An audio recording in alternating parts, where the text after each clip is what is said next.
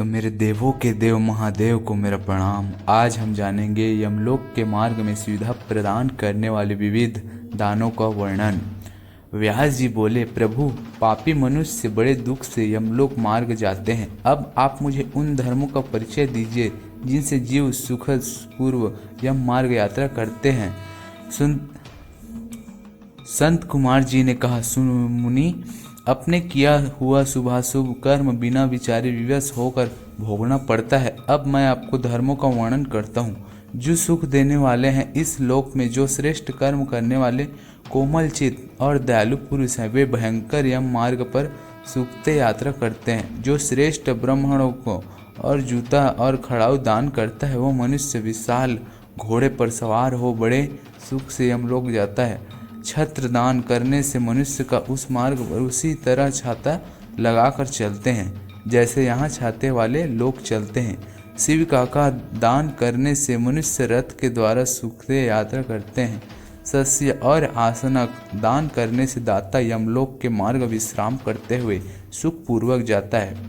वो बगीचे लगाते और छायादार वृक्ष का आरोपण करते अथवा सड़क के किनारे वृक्षारोपण करते हुए धूप में भी बिना कष्ट उठाए यमलोक जाते हैं।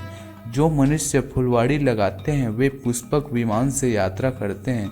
देव मंदिर बनने वाले उस मार्ग पर घर के भीतर क्रीड़ा करते हैं। जो यतिकी आश्रम का निर्माण करते हैं और अनाथों को लिए घर बनवाते हैं, वे भी घर के भीतर क्रीड़ा करते हैं।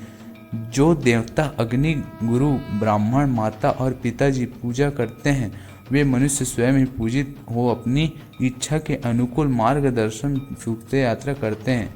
दीप दान करने वाले मनुष्य संपूर्ण दिशाओं को प्रकाशित करते हुए जाते हैं। गृह दान करने दाता रोग शोक से रहित सुख पूर्व यात्रा करते हैं। गुरु जौन की सेवा करने वाले मानव विश्राम करते हुए जाते हैं।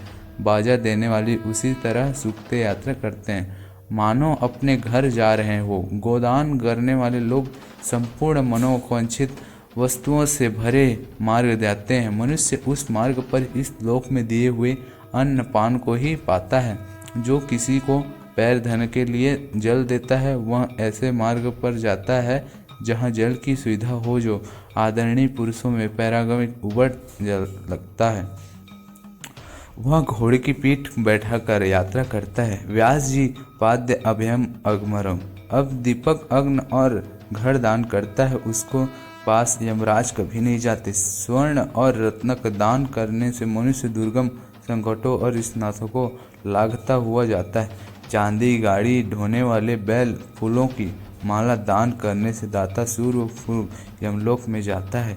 इस तरह के दानों से मनुष्य सुखपूर्वक यमलोक यात्रा करते हैं और स्वर्ग में सदा भली भांति भोग पाते हैं।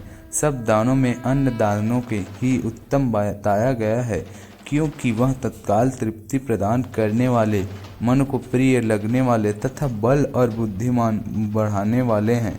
मुंशी श्रेष्ठ अन्न दान के समान द्वारा कोई दान नहीं, क्योंकि अन्न से ही प्राणी उत्पन्न होते हैं और अन्न के अभाव मर जाते हैं। अथवा अन्नाय महान पूर्ण बताया गया है, क्योंकि अन्न के बिना भूख की आकस्मिक तृप्त हो समाप्त प्राणी मर जाते हैं।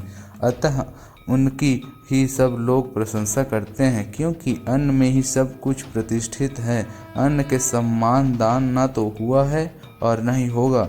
मुने यह संपूर्ण जगत अन्न से ही धारण किया जाता है। लोक में अन्न का बलकारक बताया गया है, क्योंकि अन्न में ही प्राण प्रतिष्ठा है। प्राप्त हुए अन्न की कभी निंदा न करे और न किसी की तरह उसे फेंके हुए कुत्ते और चंडालों के लिए भी किया हुआ अन्नदान कभी नष्ट नहीं होता। जो मनुष्य थके मांदे और अपचरित पथिकों को अन्न देता है और देते समय कष्ट अनुभव नहीं करता, वह समृद्धि भागी होता है।